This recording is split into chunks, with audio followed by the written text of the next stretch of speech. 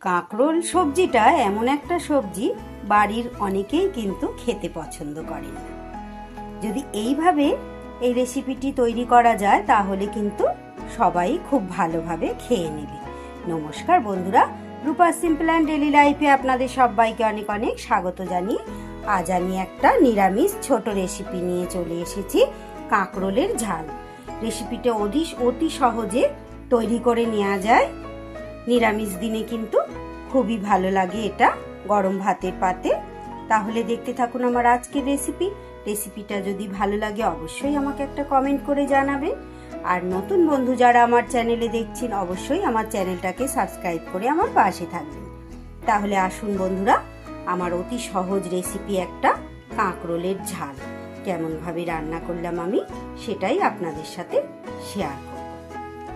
রেসিপির জন্য এখানে আমি বেশ কয়েকটা কাঁকরোলকে এরকম লম্বা লম্বা করে টুকরো করে ফালি করে কেটে ধুয়ে জল ঝরিয়ে নিয়েছি।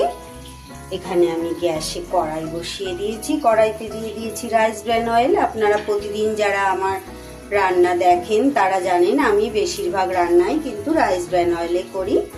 আপনারা সর্ষের তেল দেবেন। দিয়ে দিচ্ছি সামান্য একটু কালো জিরে ফোড়ন, আর দিয়ে দিলাম দুটো কাঁচা লঙ্কা চিড়ে দিয়ে দিচ্ছি।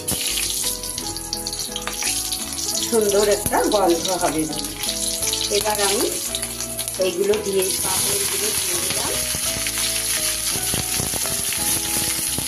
সুন্দর করে এগুলো একটু ভালো করে ভেজে নেব।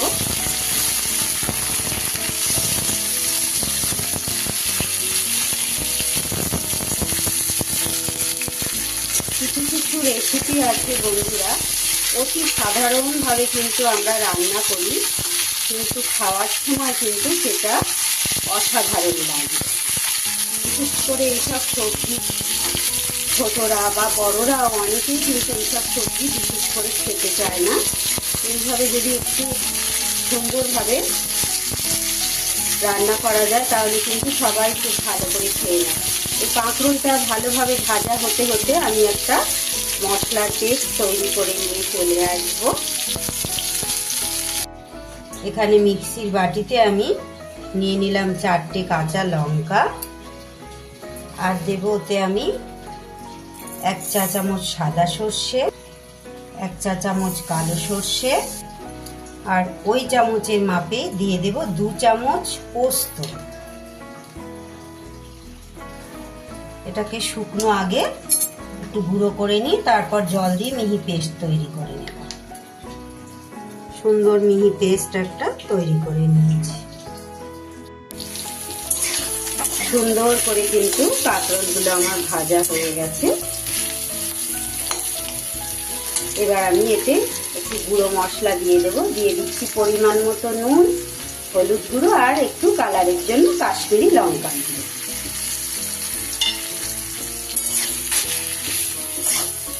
সুন্দর করে এর সাথে মিশিয়ে নেব। গ্যাসটাকে আমি কমিয়ে দিলাম, না হলে মশলাটা পুড়ে যাবে।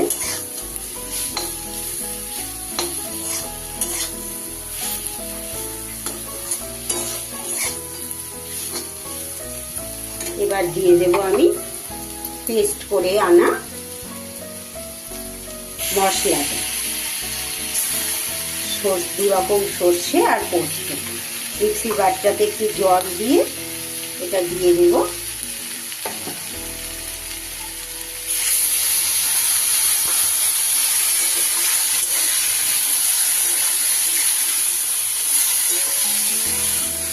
একটু হালকা হাতে এইভাবে নাড়িয়ে নিলাম। সর্ষে পোস্ত দিয়ে খুব বেশি কষাবার দরকার নেই। এবার আমি ওই মিক্সির বাটি দিয়ে আর কিছুটা জল আমি দিয়ে দিলাম।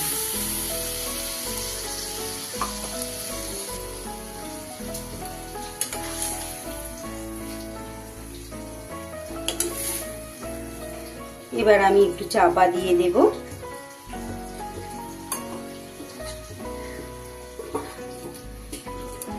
ঢাকা খুলে দেখে নেব। এবার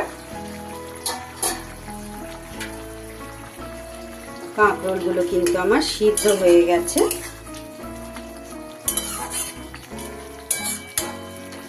আর একটু জলটা কমিয়ে নেব।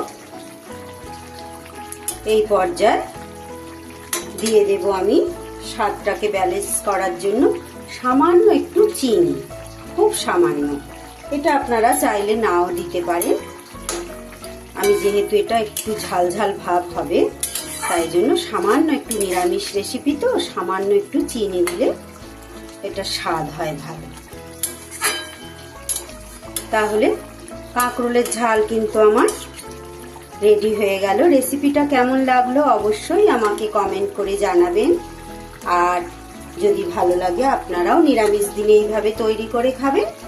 তাহলে আসি বন্ধু, আবার ফিরে আসছি আগামী দিনে অন্য কোনো রেসিপি বা ব্লগের সাথে। ততক্ষণ আপনারা সবাই খুব ভালো থাকবেন, সুস্থ থাকবেন। ঈশ্বর আপনাদের মঙ্গল করুন। টাটা।